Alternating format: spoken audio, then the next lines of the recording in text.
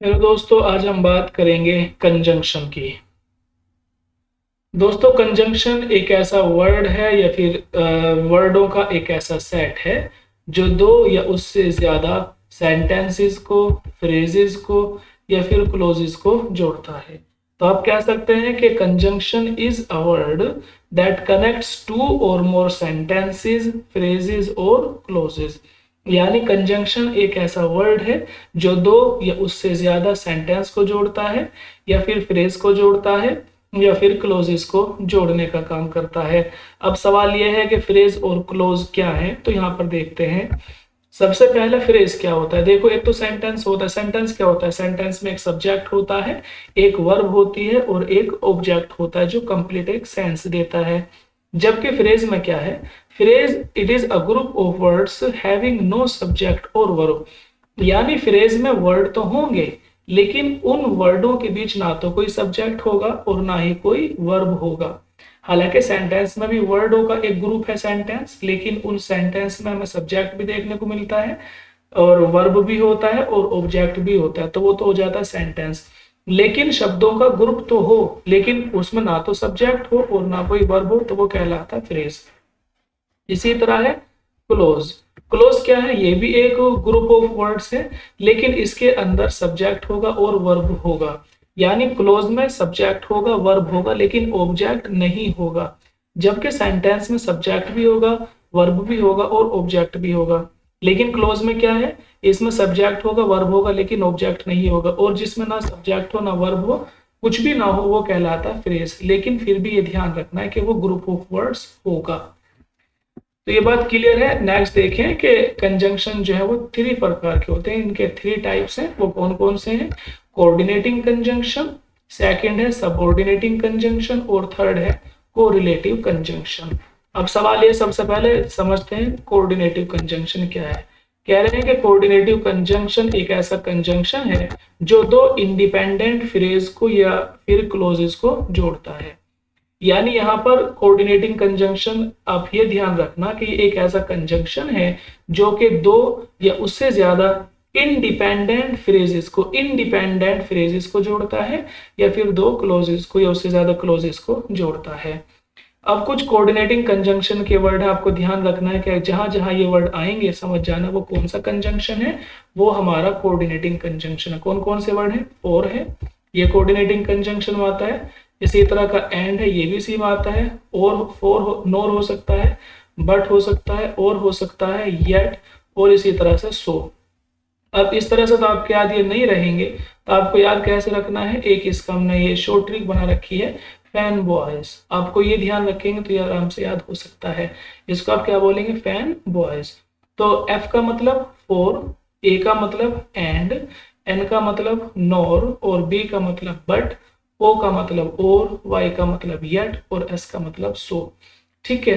तो fan boys, ये जो फैन बॉयज है ये क्या है? Coordinating conjunction. जहां जहां ये मिलेंगे आपको, आप समझ लेंगे कि ये कोऑर्डिनेटिंग कंजंक्शन है और यहाँ पर दोनों जो फ्रेज या क्लोजेज है दोनों इंडिपेंडेंट है। यानी ऐसे फ्रेज या क्लोज जो दूसरे के ऊपर डिपेंड ना करते हो। कुछ इसके एग्जाम्पल देख लेते हैं। Ram and Sita go to Ayodhya, कि राम और सीता दोनों कहाँ गए? अयोध्या गए। तो इस सेंटेंस में जो वर्ड है एंड, ये एंड क्या बनेगा? इसमें एक कोऑर्डिनेटिंग कंजंक्शन बनेगा, है ना। नेक्स्ट देखें, I will go to Meerut और कानपुर, यहाँ पर जो और है ये क्या बनेगा? Coordinating conjunction. इसी तरह she is very old yet beautiful, कि वो बहुत बूढ़ी तो हो गई लेकिन येट माने फिर भी, ब्यूटीफुल वो काफी सुंदर है, कि वो बहुत बूढ़ी है फिर भी वो बहुत सुंदर है। तो येट ये भी एक कोऑर्डिनेटिंग कंजंक्शन है।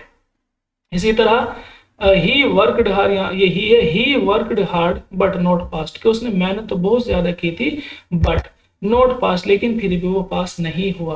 तो ये जो बट है ये भी एक कोऑर्डिनेटिंग कंजंक्शन है। इसी तरह आई कैन ईट एप्पल और मैंगो, कि मैं मैंगो कि मैं खा सकता हूँ एप्पल और मैंगो यानी सेब, कि या तो मैं सेब खा सकता हूँ या फिर मैंगो। और के मान आते हैं या, अर्थात कि या तो मैं सेब खा सकता हूँ या फिर मैंगो। तो ये जो और है ये क्या? Coordinating conjunction. इसी तरह ही वर्कड हार्ड, उसने बहुत ज्यादा मेहनत की, सो इसीलिए ही पास्ड इन द एग्जाम, इसलिए वो इम्तिहान में पास हो गया। तो यहाँ पर जो सो है ये कोऑर्डिनेटिंग कंजंक्शन है। तो आपको बेसिकली कोऑर्डिनेटिंग कंजंक्शन याद रखना फैन बॉयज, बस इतना याद रखना फैन बॉयज। इसकी देख लेना, देख लेंगे F means for, A means and, इस तरह से। नेक्स्ट पर आ जाते हैं। नेक्स्ट है सबऑर्डिनेटिंग कंजंक्शन। सबऑर्डिनेटिंग कंजंक्शन क्या है? ये एक ऐसा कंजंक्शन है जो कि एक प्रिंसिपल क्लोज को सबऑर्डिनेट क्लोज से जोड़ने का काम करता है। इसमें दो क्लोज या दो फ्रेज होंगे। एक क्लोज जो होगा वो प्रिंसिपल क्लोज होगा और दूसरा सबऑर्डिनेट क्लोज होगा। इसकी बात हम दूसरी वीडियो में करेंगे कि प्रिंसिपल क्लोज या subordinate close, dependent clause, independent clause ये क्या होते हैं। फिलहाल आपको ये ध्यान रखना है कि सबऑर्डिनेटिंग कंजंक्शन एक ऐसा कंजंक्शन है जो कि एक प्रिंसिपल क्लोज को सबऑर्डिनेट क्लोज से जोड़ता है। जिस तरह हमने कोऑर्डिनेटिंग कंजंक्शन को याद रखा था, उसके कुछ कंजंक्शन के वर्ड हैं, इसी तरह इसमें भी आते हैं। जैसे कि एज आ सकता है, बिकॉज आता है, सिंस आता है, इफ है, though, although, before, after, till that, least, as if, ठीक है, दोनों एक में आते हैं। ये और इस तरह इन केस ऑफ ये एक साथ आएगा। इस तरह अनलेस, अनटिल आ सकता है, सो दैट आ सकता है, एज लॉन्ग एज या फिर एज सून एज, ठीक है, एज दाउ आ सकता है। और इसके अलावा विच हो सकता है, वैन हो सकता है, वाइल हो सकता है। अब देखो, अगर हम बात करें इन कंजंक्शन को याद करने की, तो ये ऐसे बिल्कुल भी याद नहीं होंगे, ठीक है, ये ऐसे याद हो ही नहीं सकते। तो इनकी भी हमने एक शेप, जैसे ऊपर हमने फैन बॉयज बनाया था, इस तरह भी हमने यहाँ बनाया है। जैसे कि अब सीता बतलाए उन स का नाम, यहाँ तक आपको इसको याद रखना है।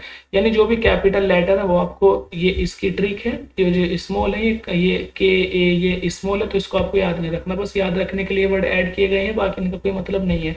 मतलब किस किस का, जो भी कैपिटल है, जो बड़े लिखे हुए हैं, जैसे कि ए बी ये बड़े हैं, एस आई टी सीता। अब सीता बतलाए उन सब का नाम, ये का नाम को बस याद रखने के लिए, इसका कोई फुल फॉर्म नहीं है, फुल फॉर्म इनकी है। जैसे कि ए शुरू में क्या है, ए बी, तो ए का क्या मतलब है, एस। उसके बाद आ रहा है बी, बी का मतलब बिकॉज। उसके बाद आ रहा है एस, एस का मतलब सिंस। उसके बाद क्या है आई, आई का मतलब इफ। इस तरह आपको याद रखना है। टी, टी का मतलब दाऊ है, फिर उसका मतलब ए है तो आल दो। इस तरह से आपके पूरा का पूरा याद रखना है। तो ये शॉर्ट ट्रिक है। अब सीता बतलाए उन सब का नाम। तो यहाँ पर जो डब्ल्यू है, ये जो डब्ल्यू है यहाँ पर आपको, वैसे तो ये डब्ल्यू है सब, लेकिन बोलेंगे सब, ताकि भाई सा तो नहीं बोल सकते, तो इसको सब बोल लेंगे, लेकिन आपको यहाँ पर ये डब्ल्यू याद रखना है।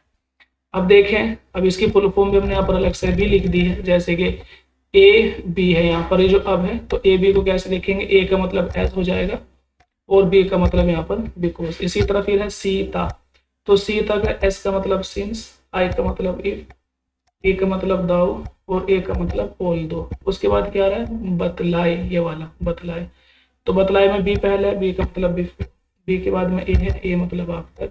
टिल माने टी मीन्स टिल या दैट, इसका मतलब L means least, A means as if, I means in case of, ठीक है। बतलाए तक हो गया। उन, ये जो उन आ रहा है इसका क्या मतलब हो सकता है, यू एन का मतलब अनलेस या अनटिल। इस तरह से एस ए डब्ल्यू आ रहा है, तो एस का मतलब सो दैट, ए का मतलब एज लॉन्ग एज या एज सुन एज या एज था, और डब्ल्यू का मतलब है व्हेन या विच, वाइल, इस तरह से। इसके कुछ सेंटेंस आप देख सकते हैं, जैसे कि ही केम टू वर्क, उसने बहुत मेहनत की। ही केम टू वर्क, वो काम करने के लिए आ गया। आल दो, हालांकि ही वाज सिक, वो बीमार था। तो इस तरह इनका यूज देख सकते हैं।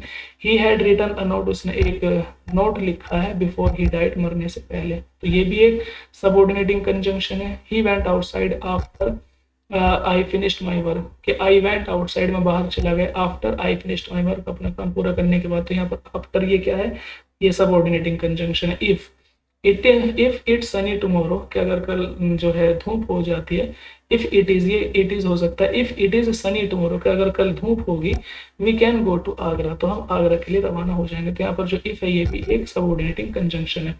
तो बेसिकली आप सबके सेंटेंस बना सकते हैं, लेकिन आपको फिलहाल ध्यान ये रखना है कि सबऑर्डिनेटिंग कंजंक्शन होते कौन कौन से हैं और ये काम क्या करते हैं। प्रिंसिपल क्लोज को सबऑर्डिनेटिंग क्लोज से जोड़ता है, और इसमें जो ये वर्ड है ऐसे याद नहीं रहेंगे आपके सिंसिफ ऐसे, बल्कि आपको ये बहुत इंपॉर्टेंट है। अब सीता बतलाए उन सब का नाम, तो फिर आप इनके फुल फॉर्म कर देख लेंगे। इसके बाद जो थर्ड नंबर पर आता है वो आता है कोरिलेटिव कंजंक्शन। जैसा आप यहाँ पर देख रहे हैं, को मीन्स जो जोड़ा होता है, जो कपल होते हैं। तो को मीन्स जहाँ पर दो कंजंक्शन एक साथ काम आएंगे, यानी जोड़े के रूप में आएंगे। को के मतलब जैसे कि को एजुकेशन मीन्स लड़का और लड़की जहाँ पर एक साथ पढ़े, जोड़ा। तो यहाँ पर कह रहे हैं the conjunction that are used in pair, यानी यहाँ पर जो कंजंक्शन हो कैसे यूज होंगे, पेयर। पेयर मीन्स जोड़े में।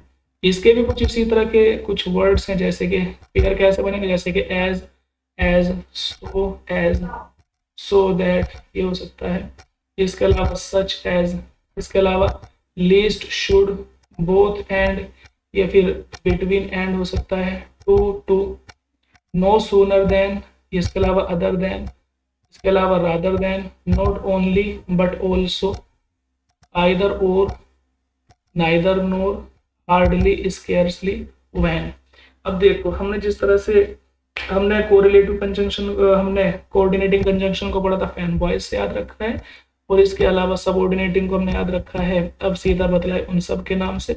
इसी तरह हम इसको भी यहाँ पर हमने कोशिश की कि ये ट्रिक आपको याद रखने के लिए काफ़ी हो। तो इसको कैसे याद रखें, एक छोटी सी कहानी समझ लें। जैसे कि ये जो मैंने बोर्ड लिखे हैं, जैसे कि AA ST LS BATT ER, इस तरह के, तो ये आपको याद रखना। बाकी जो बीच बीच में जो ये वैसे ही हैं, बोल्ड नहीं है, वो बस आपको कहानी याद रखने के लिए है। देखें ट्रिक क्या है। आशा एक एसटी लड़की थी। आशा लड़के का नाम इमेजिन कर लें कि आशा एक एसटी लड़की थी जो कि LS को जानती थी। इस तरह से याद रह जाएंगे, आशा एक एसटी लड़की थी जो कि LS को जानती थी, जिसकी मदद से पहले वो BA किया उसने और फिर वो TT बन गई। यानी जो आशा है ST लड़की है, LS को जानती थी, और LS कोई बड़ा आदमी होगा तो उसकी मदद से पहले उसने BA किया और फिर वो TT बन गई। और TT बनने के बाद में उसने एक ER की कोई पोस्ट है वो करने की सोची, लेकिन उसका एक दोस्त है नोबल, उसने उसको कहा कि पहले इनो ले लो, बाद में जो तुम्हें बनना बन लेना। इसकी बात सुनकर वो हंसकर WH के पास चली गई। ठीक है, तो ऐसे याद रखेंगे, आशा एक एसटी लड़की थी जो कि LS को जानती थी, जिसकी मदद से पहले उसने BA किया, उसके बाद उसने वो TT बन गई, फिर बाद में उसने ER बनना चाहा।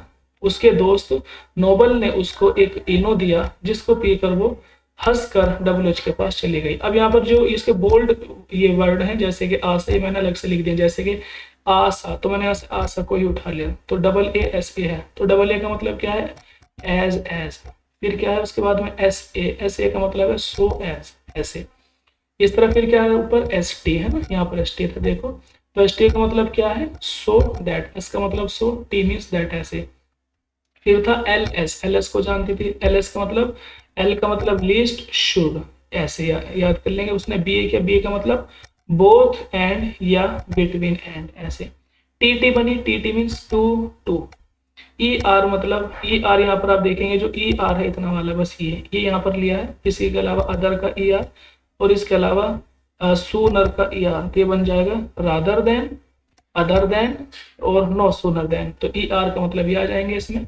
इसके अलावा था नोबल, उसके दोस्त नोबल ने, नोबल का मतलब NO का मतलब नोट, और O का मतलब ओनली, नॉट ओनली, B का मतलब बट, ऑल्सो, AL का मतलब ऑल्सो, तो नोबल का मतलब नॉट ओनली बट ऑल्सो। इनो का मतलब देखो, E मीन्स आइदर, और O मीन्स और, आइदर और। अब N का मतलब नाइदर, आइदर और, नाइदर नोर, ये इनो का मतलब है हंसकर, हंसकर मीन्स HA का मतलब हार्डली, और S का मतलब स्केर्सली है ना, हार्डली स्केर्सली। और ये जो यहाँ पर था WH, इसका मतलब है वैन, तो हो जाएगा हार्डली वैन या स्केर्सली वैन। तो अब उम्मीद करते हैं आपको ये समझ आ गया होगा। इसके कुछ सेंटेंस है, जैसे कि आइदर राम और सीता वेंट टू ऑफिस, यहाँ पर जो ये और आ रहा है, ये आइदर और, आइदर भी है और भी है, तो इसका मतलब ये कैसा कंजंक्शन है, ये एक को रिलेटिव कंजंक्शन, दो कंजंक्शन एक साथ आ रहे हैं। अभी तक तो एक था, लेकिन यहाँ पर दो हैं, आइदर और, ये दोनों कैसे हैं, तो ये को रिलेटिव कंजंक्शन है कि या तो राम या सीता ऑफिस गए हैं। यहाँ पर इसको ही देख सकते हैं, नाइदर नोर, नाइदर भी आ रहा है, नोर भी आ रहा है, कि ना तो राम ऑफिस गया और ना ही सीता ऑफिस गई। ठीक है, इस तरह आप सभी जो ये आ रहे हैं, सभी जो कंजंक्शन है, इनका यूज आप कर सकते हैं आज के लिए, लेकिन इतना काफी है। उम्मीद करते हैं कि जो हमारी शॉर्ट ट्रिक है, इससे आपको समझने में आसानी हो जाएगी कि आपके कंजंक्शन कौन कौन से हैं और किस किस में वो आते हैं। आज के लिए इतना काफी है, सुनने के लिए धन्यवाद, आपका दिन शुभ हो।